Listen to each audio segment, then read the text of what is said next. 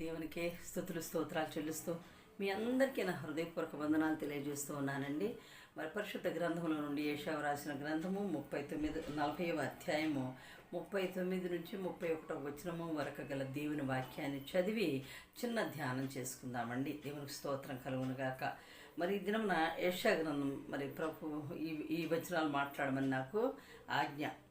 కాబట్టి సొమ్మసిలిన వారికి బలమిచ్చేవాడు ఆయనే, శక్తిహీనులకు బలాభివృద్ధి కలుగు చేయవాడు ఆయనే. సొమ్మసిల్లిపోయావా నా ప్రియమైన సహోదరి సహోదరుడా? జీవితంలో అలసిపోయావా? ఎన్నో బాధలు, ఎన్నో కష్టాలు, ఎన్నో చిగుచింతల్లో నీవు అలసిపోయి ఉన్నావా? సొమ్మసిల్లిపోయి ఉన్నావా? కాబట్టి ఏమంటున్నాడు? దేవుడే బలమిచ్చేవాడు ఆయనే మనకున్నాడు.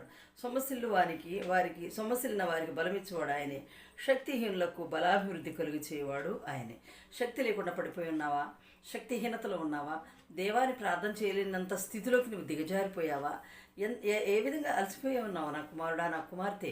కాబట్టి నువ్వు శక్తి లేకుండా ఉంటే నీ శక్తిని బలమును సమకూర్చువాడు దేవుడే. దేవునికి స్తోత్రం కలుగునుగాక. బాలురు సొమ్మసిల్లుదురు, అలయుదురు. బాలురు చిన్న బిడ్డలు ఎప్పుడు కూడా అలసిపోతారు కదా. మరి అలసిపోతారు, వాళ్ళు సొమ్మసిల్లిపోతారు. చంటి బిడ్డలు ఆడి ఆడి ఆడి కదా. అదేవిధంగా మరి యవనస్తులేమో తప్పక తొట్టిల్లుతారు. యవనస్తులు తప్పక తొట్టిల్లుతారు. యవన జీవితంలో యవన బిడ్డల్ని మనం జాగ్రత్తగా ఫ్రెండ్స్ లాగా మలుచుకొని, మనం స్నేహితులాగా ట్రీట్ చేసి, వారితో ప్రతిదీ సంభాషిస్తూ వారికి దూరంగా ఉండకూడదండి. ప్రతిదీ సంభాషించాలి. బిడ్డలకు చాలా దగ్గరగా ఉండాలి యవన దశలో. కాబట్టి దేవునికి స్తోత్రం. వాళ్ళు తొట్టిల్లకుండా కాపాడవలసిన బాధ్యత కూడా తల్లిదండ్రులమైన పెద్దలమైన మనల మీదే ఉంటూ ఉన్నది. హల్లెలూయా.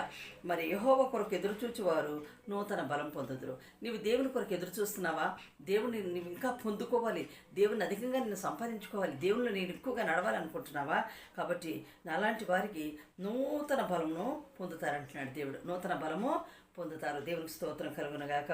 అలాగే మరి వారు అటువంటి వారు చూడండి, యెహోవా కొరకు ఎదురు చూసేవారు నూతన బలం పొందుతారు.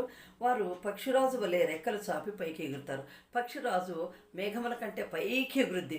పక్షిరాజుని గురించి మళ్ళా తర్వాత ఒకసారి చెబుతానండి. పక్షిరాజు యవనము ఎంత గొప్పదండి, ఎంత గట్టిగా పైకి ఎగురుద్ది. మేఘాల మీద వర్షం కింద పడతా ఉంటుంది మేఘాల నుంచి కదా. అది మేఘాల మీద తడవకుండా మేఘాల మీద పైకి ఎగిరిపోయేది, ఎగురుతూ ఉంటుంది. కాబట్టి పక్షిరాజు యవనం వలె పక్షిరాజు వలె రెక్కలు చాపి పైకి ఎగురుదురు, అలయక పరిగెత్తుదురు. చూడండి, సొమ్మసిల్లక నడిచిపోతారు. చూడండి ఎలాంటి వాళ్ళు ఏం చేస్తారు? వాళ్ళ జీవితాల్లో అలసట ఉండదు, సొమ్మసిల్లరు. వాళ్ళ అలయక సొమ్మసిల్లక నడుస్తూ ఉంటారు. దేవుడికి స్తోత్రం కలుగునుగాక. మనం కూడా ఆ విధంగా మనము నడవలసిన వారమై ఉంటున్నాం. దేవుడికి కొద్ది మాటలు దీవించి ఆస్వాదించునుగాక. దేవునిలో మనం